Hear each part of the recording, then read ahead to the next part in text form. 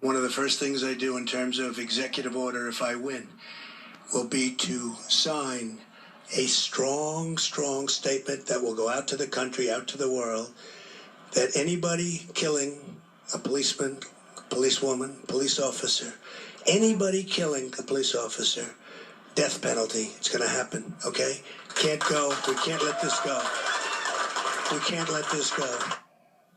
Now, Maria Teresa, he's doing that in front of an audience of police union, who obviously know nothing about law in America.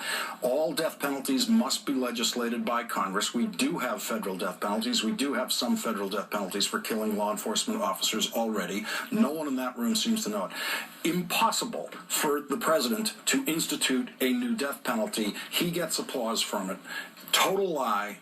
Lies are his applause lines. Well, I mean, unfortunately, this is actually something that he's been doing from the very beginning.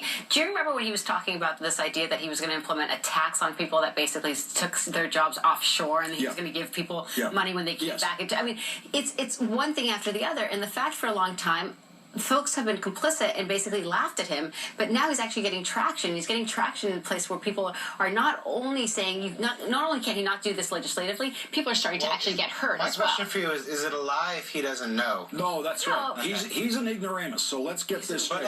He's an utter buffoon and ignoramus. But the media is not, but the media doesn't call it, they don't fact check him all the time. They're not right. As Lauren said, there's just so much to fact check at any given time. That's tough. I actually thought the more nuanced criticism of what he just said is that it's inherently not conservative. I mean, the conservative stance is to let the states decide these things, to be a federalist, essentially. And what he's saying is, no. This is going to be the purview of the federal government. We're going to take all the power along this legislative lines, and we're going to dictate to the states what they can and cannot do. Well, it's not even federal, though. In this case, it's actually the president's going to dictate. Yes, exactly. And my point is that if you step back for a second, if you're a conservative, and you look at the totality of what Donald Trump proposes, at least a good chunk of it is just not conservative, but it's the style with which he does it, it's the flair with which he does it that draw these people. So he can say things like, "I'm going to uphold the Iran deal," which is something that no Republican lawmaker would do, which he has done, and you pull that stuff and you attach it to his name, and Republicans actually support it. Kareem, we have a problem. There are beliefs coming into this country that do not coincide with our constitutional rights, our amendments, our Bill of Rights. And if their beliefs are complete opposite of what we believe in and how we function in this country, then it does not belong in this country. How do you think that would work at the border? You know, people that I want the wall up. I want the wall up on the southern border. I want the walls up on the northern border. This country, we have to protect we the people. And I will support Mr. Trump when he becomes president. It's we the people that will back him up and get this country back on its 2 feet and be a strong country, a strong nation, a nation of people that are wonderful. Excuse me, I'm sorry. Yeah, I'm like, what are your thoughts on the Republican Party in general right now?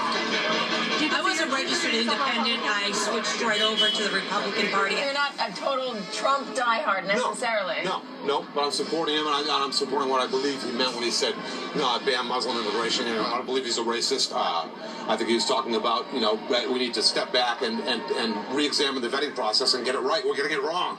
People are being killed in America. And it's going to get worse before it gets better unless we stop what we're doing wrong and start doing it right. So you think it's Trump just being smart in this circumstance? I do. I don't think he meant all, he wasn't tagging one religion and saying banning an entire religion. I don't think he meant that. One Donald Trump supporter in New Hampshire speaking with NBC's Katie Tur tonight, saying that he does not believe that Donald Trump meant to ban everyone from an entire religion from this country. I have to say, for the record, that is in fact what Donald Trump is proposing. He is proposing banning all Muslim entry into this country. Quoting from him directly, it was a written statement. He is, and I'm quoting him, calling for a total and complete shutdown of Muslims entering the United States. His supporters may not believe that's what he meant, but that's what he's proposing. This event tonight in Portsmouth was, again, not supposed to be a public event, but Donald Trump's supporters turned out in large numbers, as did people who are not Donald Trump supporters. Again, this is just tonight in Portsmouth, New Hampshire. Watch.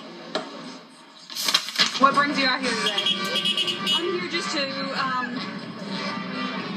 in solidarity with others who are very concerned about Donald Trump's very racist and bigoted remarks about Muslims and about trying to deal with the problems of terrorism by banning everybody who has a certain religious belief. I think that's un-American, it's unconstitutional, and it's stirring up hatred and anger, and it's all about just trying to attract attention, but to the detriment of all of us, really, and our safety.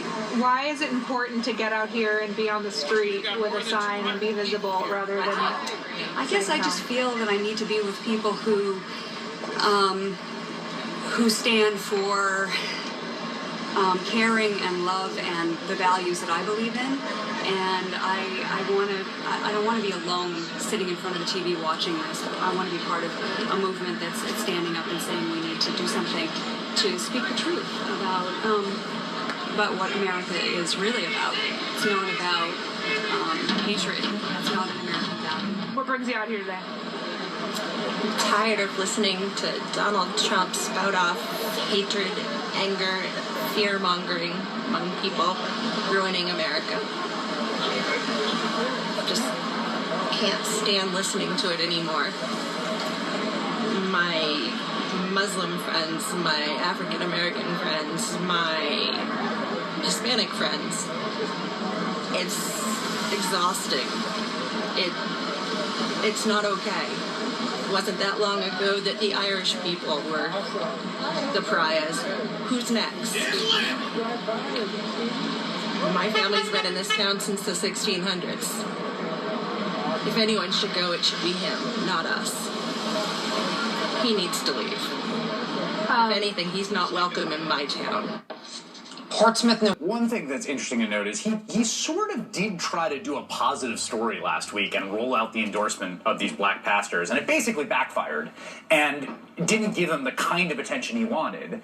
And so you sort of saw him return to home base with this totally despicable call to ban Muslims. Absolutely. He attempted to have this kumbaya meeting with, he claimed, over 100 black pastors at Trump Tower. It quickly came out that many of these people didn't endorse them. The number was much smaller than they said it was. And so he returned to the fire and brimstone rhetoric. I think Dave's bringing up a really interesting point, that people are really upset about the media. They're really under siege. And that's created a situation where Donald Trump is kind of this icon that they can project all their feelings on.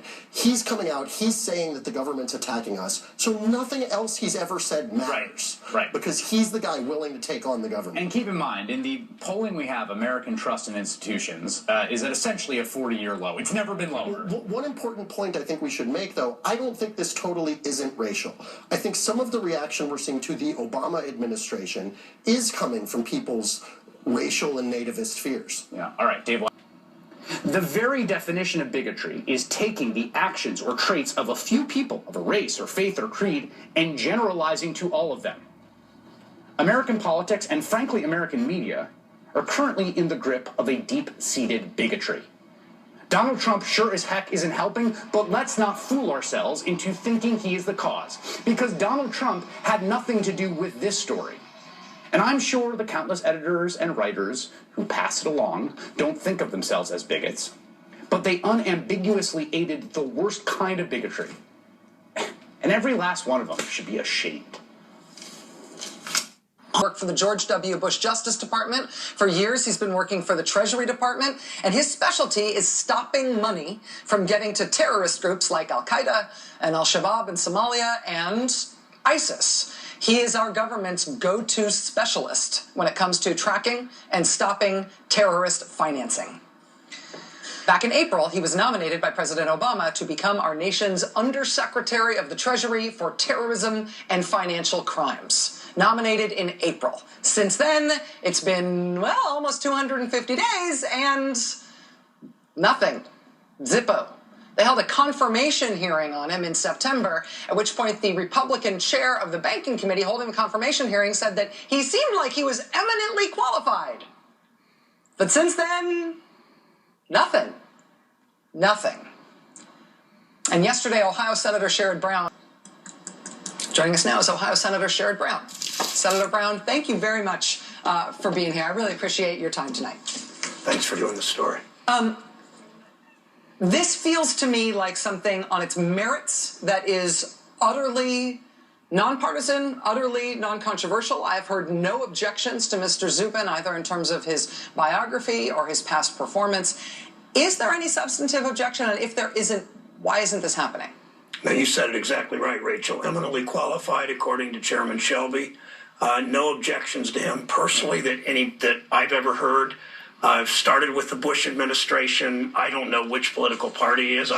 Someone in the administration said I assume he's a Republican, but then again, he might not be after being blocked for almost 250 days by a partisan majority that won't do much of anything. There are dozens of confirmations that have just been frozen. On the banking committee, it's 0 for 13. We also have the Export-Import Bank, even though it's now law again, can't do big deals because they don't have a quorum, because the banking committee won't move on a nominee that's been out there for months and months and months.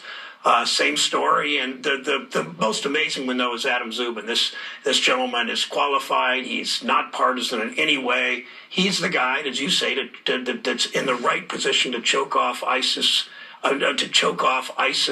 Funding through using sanctions through the international banking system. He's also the guy that is charged with making sure Iran, before any of the sanctions are lifted on Iran, to make sure they're not cheating. I mean, his job is exactly what Republicans say President Obama should do. But in the end, he was appointed by President Obama, so that apparently cancels out any of his qualifications and undermines any importance he might have for our country. It really is tragic. This committee has done 20 appointments, confirmations a year for the last 15 years. This year it's done 0. It's pretty tragic. Senator, forgive my ignorance on this. I know this is a knowable known. I just don't know it. If Senator Shelby could be persuaded that this was something important that the country really needed, that this was something, particularly if people who are freaked out about ISIS right now, this is a concrete thing that could be done to advance our country's fight against ISIS. If he wanted to do it, how long would something like this take? How much time would it take to confirm him?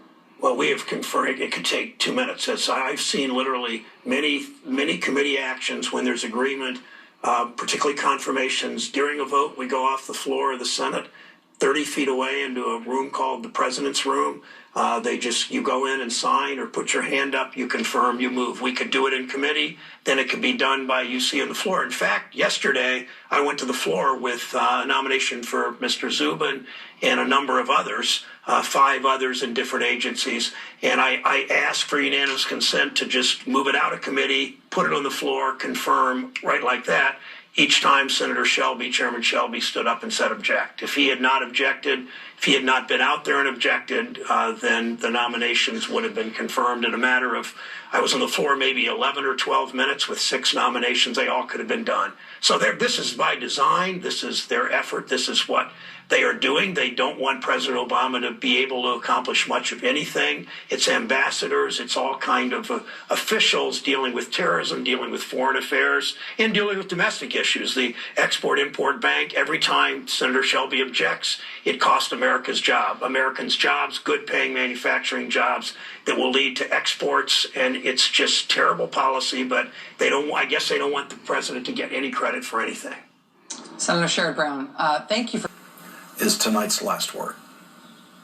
When you teach a man to hate and to fear his brother, when you teach that he is a lesser man because of his color or his beliefs or the policies that he pursues, when you teach that those who differ from you threaten your freedom or your job or your home or your family, then you also learn to confront others, not as fellow citizens, but as enemies.